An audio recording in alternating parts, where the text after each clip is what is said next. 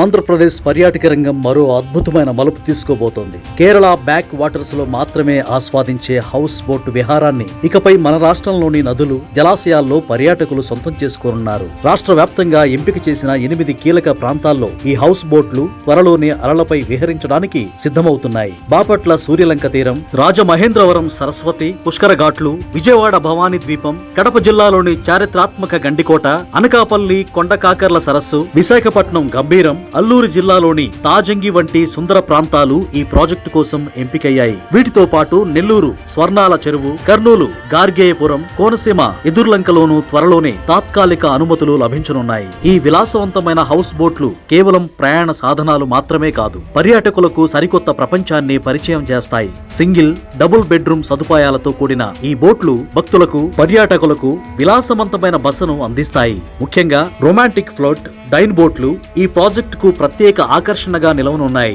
పుట్టినరోజు వేడుకలు, వార్షికోత్సవాలు లేదా ఆత్మీయ సమావేశాలను నీటిపై జరుపుకుంటూనే లంచ్ లేదా డిన్నర్ ఆస్వాదించే అద్భుతమైన సదుపాయం ఇక్కడ అందుబాటులోకి రాబోతోంది. భద్రతకు పెద్దపీట వేస్తూ ప్రతి బోటింగ్ కేంద్రం వద్ద పోలీస్ కంట్రోల్ రూమ్ తో పాటు రెవెన్యూ, జల వనరుల శాఖల నిరంతర పర్యవేక్షణ ఉంటుంది. నదుల్లో వరద ఉధృతిని బట్టి ఎప్పటికప్పుడు జాగ్రత్తలు తీసుకుంటూ సురక్షితమైన ప్రయాణానికి ప్రభుత్వం పూర్తి భరోసా కల్పిస్తోంది. ఇకపై ఆంధ్రప్రదేశ్ లో వీకెండ్స్ అంటే కేవలం సినిమాలకు, షాపింగ్లకు పరిమితం కాకుండా అలల సవ్వడి మధ్య చల్లని గాలిని ఆస్వాదిస్తూ హౌస్ బోట్ లో రాత్రి బస చేయడం పర్యాటకులకు ఒక మధుర జ్ఞాపకంగా మిగిలిపోనుంది. గతంలో ప్రభుత్వ నిర్వహణలో ఎదురైన కొన్ని ఇబ్బందులను దృష్టిలో ఉంచుకొని ఈసారి ప్రభుత్వం పక్కా ప్రణాళికతో అడుగులు వేస్తోంది. ఇందులో భాగంగా పబ్లిక్ ప్రైవేట్ పార్ట్నర్షిప్ పద్ధతిలో క్షేత్రస్థాయిలో విశేష అనుభవం ఉన్న ప్రైవేట్ ఆపరేటర్ల భాగస్వామ్యంతో దాదాపు 10 కోట్ల రూపాయల భారీ పెట్టుబడితో ఈ ప్రతిష్టాత్మక ప్రాజెక్టును ప్రభుత్వం పట్టాలెక్కిస్తోంది. ఇది రాష్ట్ర పర్యాటక రూపురేఖలను మార్చడమే కాకుండా పర్యాటకులకు అంతర్జాతీయ స్థాయి అనుభూతిని అందించబోతోంది.